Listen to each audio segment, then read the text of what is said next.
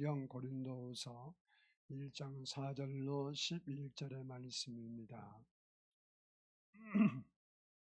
신약성경 285페이지입니다. 285페이지 4절 말씀부터 11절까지 저와 한 절씩 나누어서 봉독하도록 하겠습니다. 우리의 모든 환난 중에서 우리를 위로하사 우리로 하여금 하나님께 받은 위로로서 모든 환난 중에 있는 자들을 능히 위로하게 하시는 이시로다. 그리스도의 고난이 우리에게 넘친 것 같이 우리가 받는 위로도 그리스도로 말미암아 넘치는도다. 우리가 환난 당하는 것도 너희가 위로와 구원을 받게 하려는 것이요, 우리가 위로를 받는 것도 너희가 위로를 받게 하려는 것이니 이 위로가 너희 속에 역사하여 우리가 받은 것 같은 고난을 너희도 견디게 하느니라. 너희를 위한 우리의 소망이 견고함은 너희가 고난에 참여하는 자가 된 것 같이 위로에도 그러할 줄을 알미라. 형제들아, 우리가 아시아에서 당한 환난을 너희가 모르기를 원하지 아니하노니 힘에 겹도록 심한 고난을 당하여 살 소망까지 끊어지고, 우리는 우리 자신이 사형 선고를 받은 줄 알았으니 이는 우리로 자기를 의지하지 말고 오직 죽은 자를 다시 살리시는 하나님만 의지하게 하심이라. 그가 이같이 큰 사망에서 우리를 건지셨고 또 건지실 것이며 이후에도 건지시기를 그에게 바라노라. 너희도 우리를 위하여 간구함으로 도우라. 이는 우리가 많은 사람의 기도로 얻은 은사로 말미암아 많은 사람이 우리를 위하여 감사하게 하려 함이라. 아멘. 이 시간에는 성간의 찬양이 있겠습니다.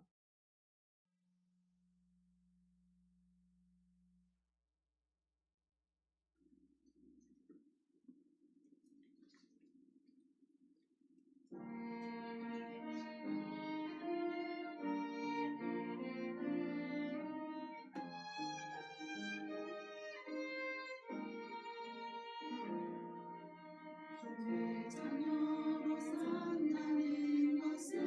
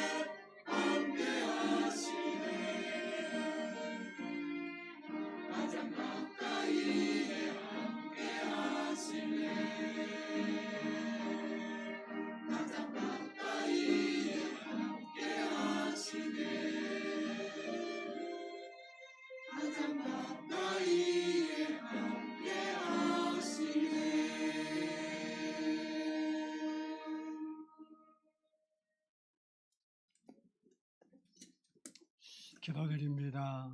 항상 우리 가까이 계셔서 우리의 신음소리를 들으시고 우리의 기도에 응답하시며 우리와 늘 동행하시고 함께하신 아버지 하나님 감사합니다.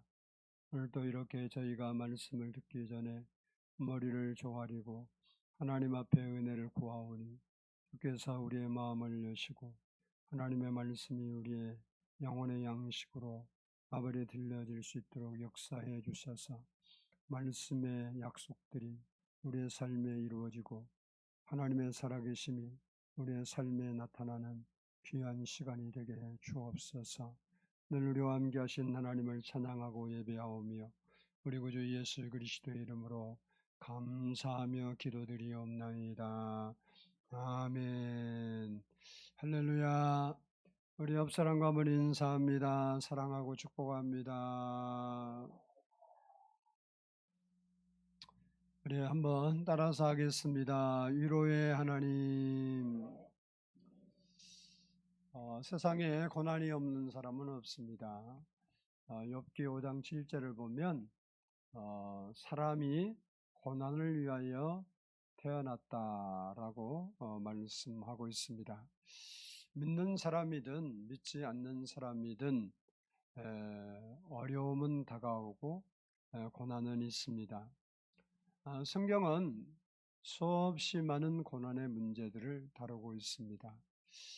특별히 많은 믿음의 사람들이 고난을 겪었습니다. 그러나 한결같이 그들은 고난을 이겼고 극복해냈습니다. 그런데 중요한 것은 그들이 그 험난한 고난을 이긴 것은 극기나 인내나 자기의 능력으로 이긴 것이 아니라 하나님의 위로와 도우심으로 이겼다는 사실입니다. 오늘 본문을 기록한 바울 사도 역시 그렇습니다. 그는 예수님의 사도로 부르심을 받았지만 그의 생애는 환난과 고난이 끊이지 않았고 때로는 오늘 본문의 말씀처럼 살 소망이 끊어진 것 같은 그런 고통의 자리까지도 갔습니다. 그러나 그 고통 가운데서 바울이 만난 하나님은 모든 위로의 하나님이시고 도우시는 하나님이셨습니다. 우리도 세상을 살면서 다양한 환난과 고난을 만납니다. 가정 문제, 경제적인 어려움, 질병, 또 사람들에게 받은 상처, 더 나아가서 예기치 못한 재난들, 이런 상황 속에서 우리가 낙심하기도 하고 절망하기도 합니다. 그렇지만 오늘 본문 말씀은 우리가 믿는 하나님은 우리가 환난 중에 있을 때 모든 위로를 하시는 그런 위로의 하나님이시고 우리를 도우시는 하나님이시라는 사실입니다. 오늘은 우리를 위로하신 하나님에 대해서 좀 더 구체적으로 살펴보도록 하겠습니다. 한번 따라서 합시다. 환난 중에 위로하시는 하나님. 우리 본문 4절을 한번 보도록 하겠습니다. 본문 4절 말씀 시작. 우리의 모든 환난 중에서 우리를 위로하사 우리로 하여금 하나님께 받는 위로로서 모든 환난 중에 있는 자들을 능히 위로하게 하시는 이신도다. 아멘. 여기 위로라는 말은 파라클레시스, 여러분이 언제 많이 들어본 단어 같죠? 파라클레토스란 말을 들었을 건데 이 말의 단어의 뜻은 곁에 불러 함께한다 이런 뜻이에요. 즉 여기서 말하는 위로라는 것은 단순히 사람들이 우리가 하는 것들을 힘내라, 괜찮아질 거야 라는 말 한마디 던지고 지나가는 것이 아니라 곁에 서서 위로해주고 격려해주고 또 함께 짐을 지는 동행자로서의 위로입니다. 예수님을 보혜사 파라클레토스라고 부르는데 하나님은 우리를 위로하시는, 어떻게 위로하시냐, 우리의 곁에 오셔서 우리와 함께 하시면서 우리를 위로하시는 파라클레시스, 위로의 하나님이시다라는 사실입니다. 그렇습니다. 하나님은 우리가 고난당할 때, 환난을 당할 때 멀리서 방관하시는 분이 아니십니다.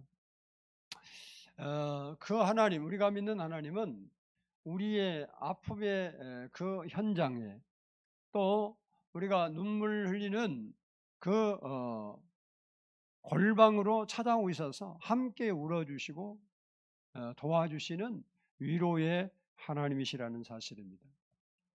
본문에도 보면 사도 바울이 많은 환난을 겪었습니다. 때로는 그 환난이 너무 커서 감당하기 어려웠습니다. 오늘 8절 말씀 보면 형제들아 우리가 아시아에서 당한 환난을 너희가 모르기를 원하지 아니하노니 힘에 겹도록 심한 고난을 당하여 살 소망까지 끊어지고 라고 말을 하고 있습니다. 바울은 살 소망이 끊어질 만큼 아주 엄청난 고통을 당했습니다. 그런데 하나님께서 그 환난 속에서 위로해 주심으로 그가 살 수 있었다 이렇게 고백을 합니다. 오늘 본문 6절을 보면 우리가 위로를 받은 것도 너희가 위로를 받게 하려는 것이니 이 위로가 너희 속에 역사하여 우리가 받은 것 같은 고난을 너희도 견디게 하느니라 라고 했습니다.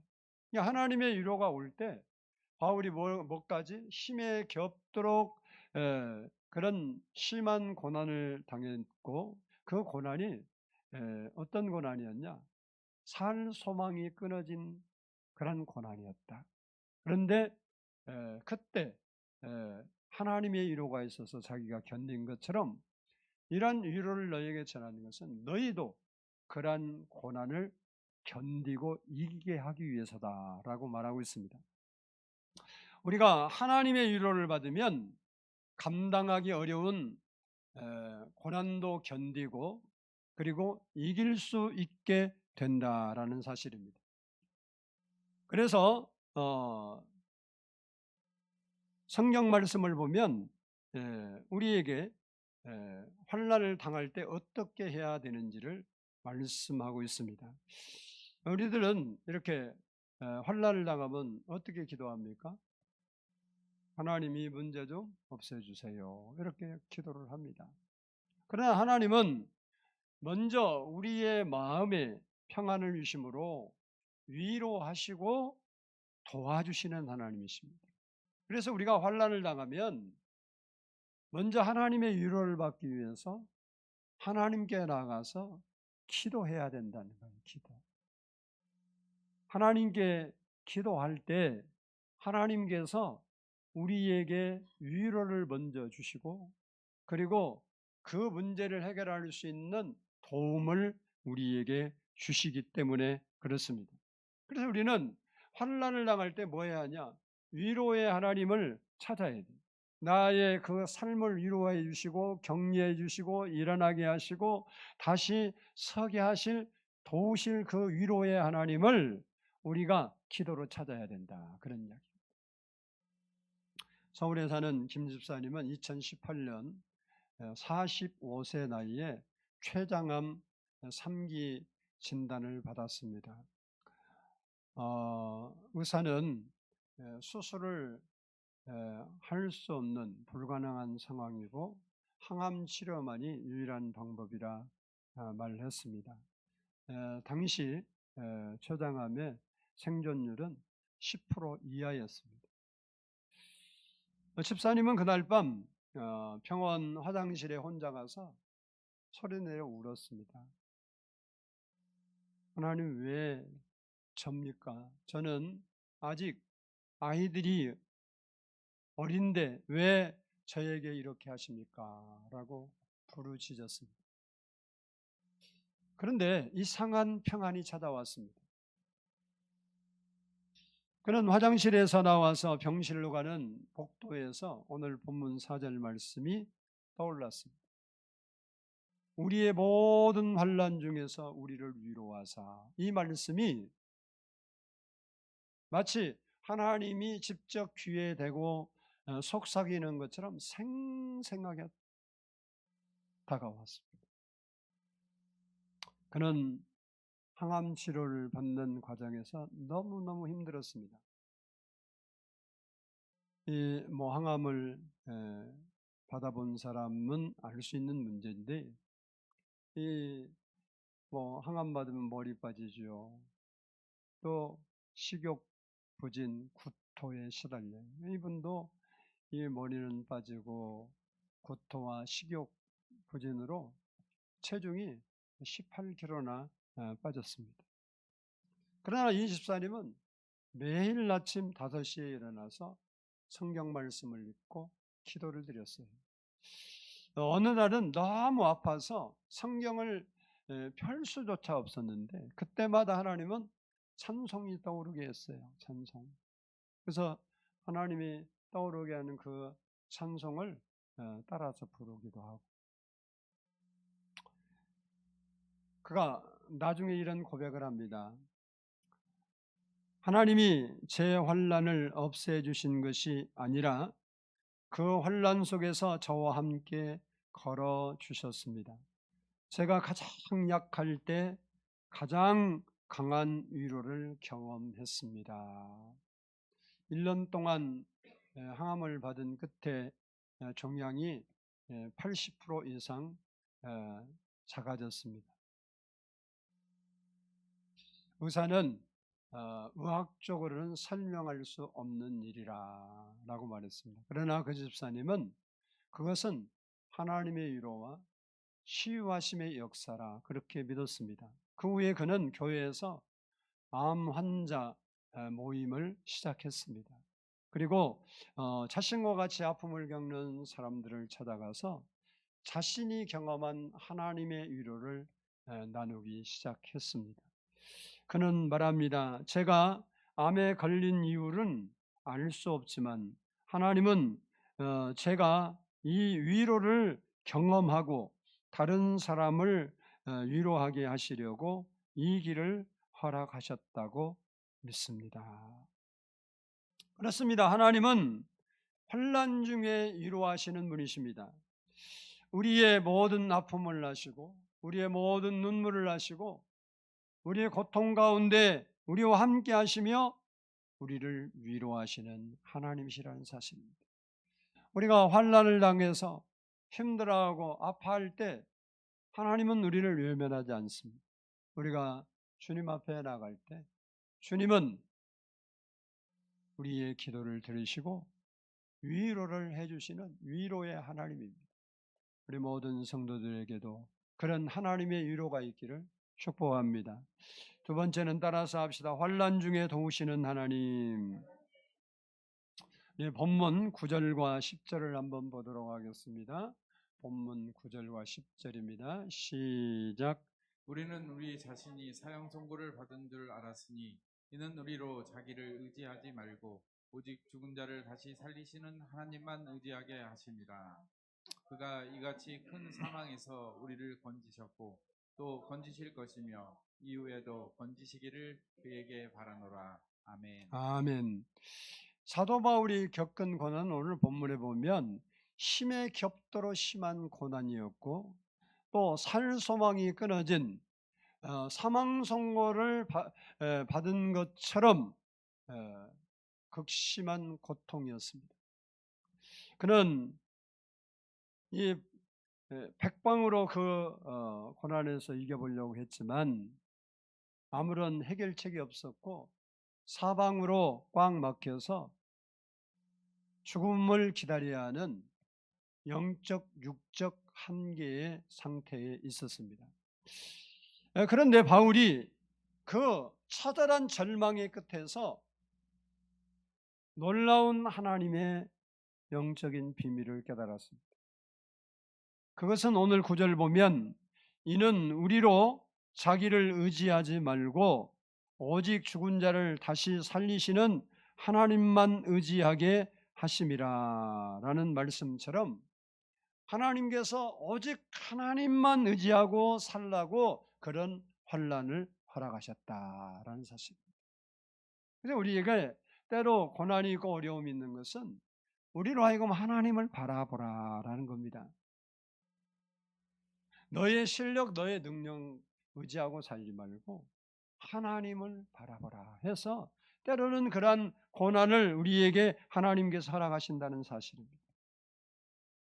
그러므로 우리는 환난을 당할 때 두려워하지 말고 환난 중에 우리를 도우시는 하나님의 도우심을 얻기 위해서 하나님을 의지하고 기도로 하나님께 나가야 된다는 사실입니다. 우리가 하나님만을 의지하기 시작할 때 우리가 의지했던 모든 걸 내려놓고 하나님만을 의지하기 시작할 때 절망의 자리는 기적의 자리로 바뀌게 되는 겁니다.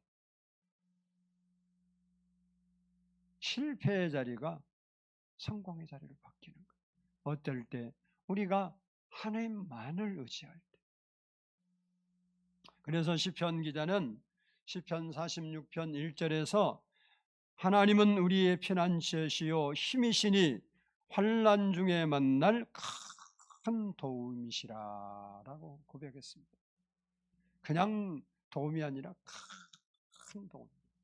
우리가 아무리 큰 환난과 어려움을 만나도 고통을 만나고 고난을 당해도 그걸 이길 수 있는 큰 도움이시라. 그리고 시편 37편 7절에서는 내 길을 여호와께 맡기라 그를 의지하면 그가 이루어 주신다라고 말을 하고 있습니다. 우리가 오직 하나님만 의지하면 우리의 환난 중에 큰 도움이신 하나님께서 우리와 함께 하셔서 우리를 환난에서 건져 주신다는 사실입니다.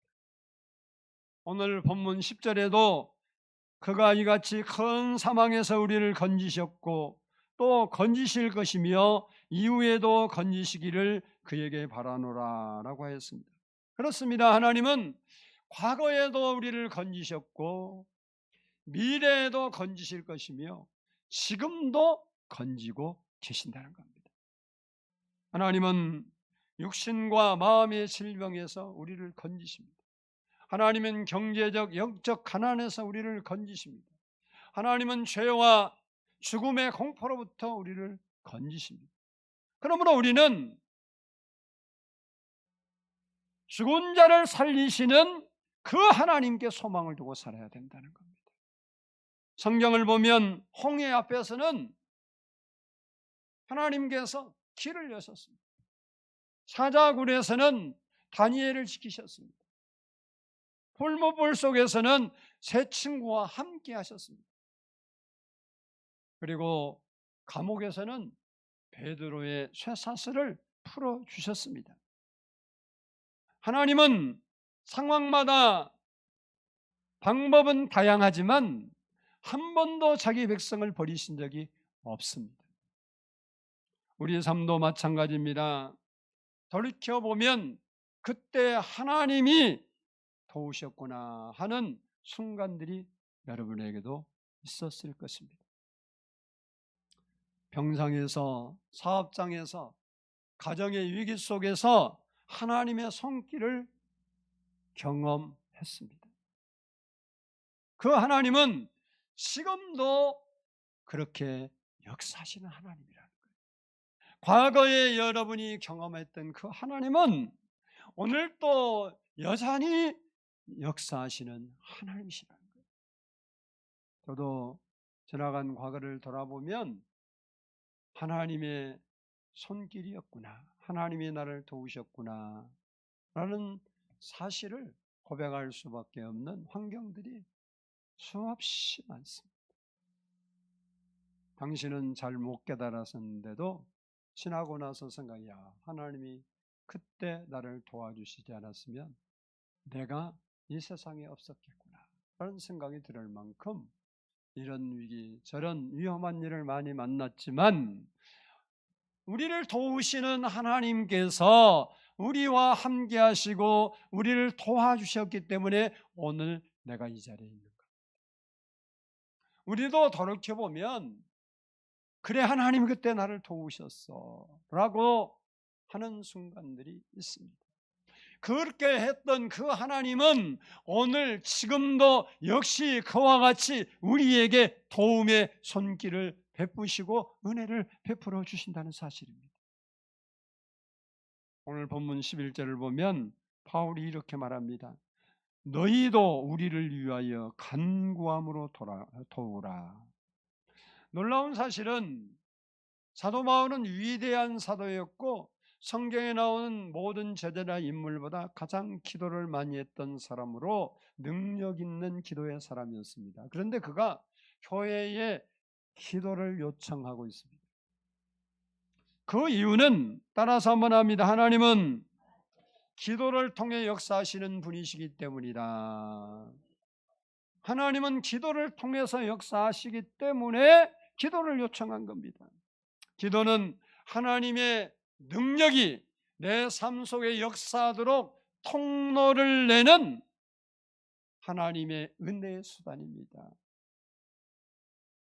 하나님은 우리를 도우실 능력을 가지고 있지만 그 능력이 기도하는 사람에게 경험되어진다는 사실입니다. 하나님이 가지고 있는 환난 날에 우리를 도우시는 큰 도움이 가만히 있는데 우리에게 나타나는 것이 아니고 기도할 때 그 큰 도움이신 하나님을 우리가 경험할 수 있게 된다는 사실입니다. 그러므로 우리가 우리의 삶이 힘들고 고달프고 문제가 있을 때 하나님 앞에 겸손히 나가 엎드려 기도해야 됩니다. 그러면 하나님, 큰 환난 날에 큰 도움이 되시고 위로가 되신 그 하나님이 우리에게 오셔서 우리의 삶에 개입하시고 역사하게 된다는 사실입니다. 바라기는 우리 모든 성도들이 하나님께 기도함으로 환난 날에 도우시는 하나님의 손길을 경험하며 살아갈 수 있기를 주의 이름으로 축복합니다. 마지막으로 따라서 합시다. 환난 중에 있는 자를 위로하게 하시는 하나님. 우리 본문 4절을 다시 한번 읽어보겠습니다. 시작. 우리의 모든 환난 중에서 우리를 위로하사 우리로 하여금 하나님께 받은 위로로서 모든 환난 중에 있는 자들을 능히 위로하게 하시는 이시로다. 아멘. 아멘. 인생의 힘든 고난을 겪으면서 하나님의 위로를 직접 경험한 사람만이 동일하게 아픔을 겪는 사람에게 도움이 되는 참된 위로자가 될 수가 있습니다. 실패해보지 않는 사람이 실패한 사람을 위로해도 마음에 와닿지 않습니다. 암투병의 고통을 겪어보지 않는 사람이 암 환자의 마음을 완전히 이해하기는 어렵습니다. 자식을 먼저 가슴에 묻어보지 않는 사람은 자식을 잃은 슬픔에 눈물 흘리는 부모의 눈물을 헤아릴 수가 없습니다. 그러나 그런 아픔의 탄원을 지나면서 하나님의 위로를 경험한 사람은 다릅니다. 특별한 위로의 말이 없어도 그저 조용히 곁에 앉아서 손을 잡고 눈물을 흘려주는 것만으로도 그에게 위로가 되고, 그리고 자기가 받은 위로를, 자기가 받은 하나님께 받은 위로의 경험을 이야기해 줄 때 그 사람은 하나님을 바라보게 되고 하나님을 의지하게 되고 하나님께 소망을 갖게 되는 것입니다.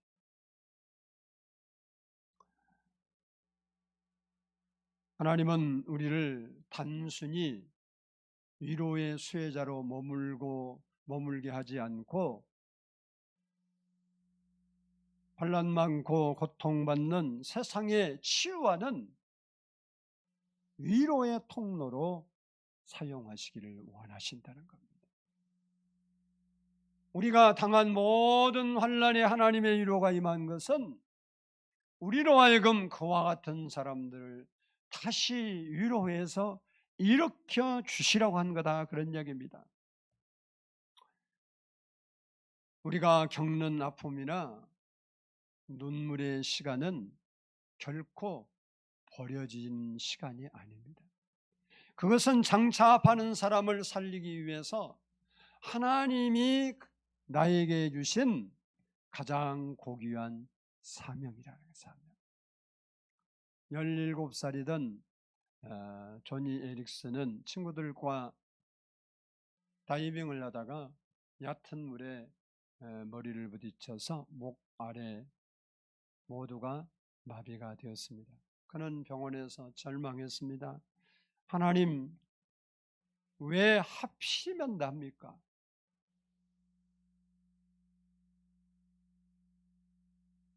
그는 수년 동안 깊은 우울감과 그리고 분노 속에 살았습니다. 그러다가 어느 날 하나님 말씀을 붙들게 되었고 자기 삶을 하나님께 맡기고 살기 시작했습니다. 그는 손을 사용할 수 없기 때문에 입에 붓을 물고 그림을 그리기 시작했습니다. 그리고 마침내 그는 세계적인 화가가 되었습니다. 그는 장애인 선교회를 세우고 휠체어와 의료기구들을 전 세계에 보내며 수많은 장애인들에게 복음을 전했습니다. 그는 이런 말을 했습니다. 하나님은 나를 휠체어에서 일으켜 세워주시지 않으셨지만 휠체어를 통해 수많은 사람을 일으켜 세우셨습니다. 조니 에릭슨은 처음에는 하나님 왜 나를 고쳐주시지 않습니까? 라고 울었습니다. 그러나 훗날 그는 하나님은 나를 고쳐주시는 것보다 더 큰 일을 하셨습니다. 나를 통해 수많은 사람을 위로하셨습니다. 라고 고백했습니다. 때로 우리가 환난이 내 마음대로 내 뜻대로 해결이 안 된다 할지라도 하나님은 그 환난을 통해서 우리가 다른 사람을 위로하고 세우는 일에 우리를 사용하시기를 원하신다는 거예요. 영락교회 모 권사님은 교회를 열심히 부자였어요. 부자였는데 자녀가 지체 부자유한 자녀가 태어났습니다. 너무 창피해서 교회에 숨겼어요. 아이 낳은 것도 숨기고. 목사님이 1년에 한 번씩 이렇게 신방도 그럴 때인데, 신방 오면 다락에다가 이렇게 감춰놓고 전혀 없는 것처럼 그렇게 수년을 살았습니다. 그러다가 그 아픔 속에 혼자 아파 힘들어하다가 어느 날 기도하면서 하나님의 섭리를 발견. 자기 자녀가 그렇게 아프니까 이제 장애인들이 자기 눈에 보이는 거예요. 장애인들. 그래서 이분이 돈은 있으니까 장애인 선교회를 조직하고 자기 자녀와 같은, 자기 자녀를 그 후에 교회에 드러내 자기 자녀와 같은 애들을 처음에는 몇 명씩 자기 집에 데려다가 이렇게 하면서 나중에는 크게 장애인을 하면서 이 집사님을 자기는 처음에 자기에게 그런 아이가 태어날 줄 몰랐는데, 그래서 너무 울고 억울해하고 하나님 내가 무슨 이런 잘못을 했습니다. 근데 자기가 자기 아이가 그렇지 않았으면 자기는 평생 그렇게 살았을 건데, 아이가 그러면서 장애인들이 자기 눈에 보이기 시작했고 그들이 불쌍했고 그들을 위해 살게 되었다. 그렇게 고백을 합니다. 하나님은 우리의 아픔과 우리의 눈물과 우리의 상처를 헛되게 하지 않습니다. 하나님은 우리가 겪은 그 고난을 통해서 우리가 이기고 극복하고 난 뒤에 그렇게 힘들어하는 사람들이 주변에 많은데 그 사람들을 새롭게 세우는 도구로 사용하시기를 원하십니다. 그래서 오늘 본문도 바울의 위로가 성도들에게 전되고 그 위로로 또 고난을 이기게 하는 그런 위로의 전달자로 하나님은 사용하시고 싶어요. 우리에게 하나님의 위로가 있고 도우심이 있는 것은 우리로 하여금 그 하나님의 은혜와 사랑을 받는 수혜자로 멈추지 말고 그 하나님의 위로를, 그렇게 위로를 필요하는 사람들, 소망을 잃어버린 사람들, 절망하는 사람들에게 내가 그들에게 가서 내가 경험한 위로와 하나님의 사랑을 흘러보내시기를 원하신다는 사실입니다. 그러므로 우리는 지금 내가 고난당하고 있다면 하나님 앞에 나가서 겸손히 기도함으로 하나님의 위로와 도우심을 받아서 일어서야 돼. 하나님은 우리의 고난으로 영원히 묻히기를 원하시는 하나님이 아니십니다. 하나님은 그 고난을 어떻게든지 우리로 하여금 극복하게 하시고 그 고난의 현장에서 꽃을 피우게 하시고 그 고난으로 일어서서 승리하게 하셔서 그 고난을 통해서 많은 사람들을 세우게 하신다는 사실입니다. 그래서 여러분이 그 고난에서 하나님의 위로로 하나님의 도우심으로 일어서고 또 그 경험을 다른 사람들을 위로하는 그런 사람으로 세상을 살아갈 수 있기를 주의 이름으로 축복합니다. 기도하겠습니다.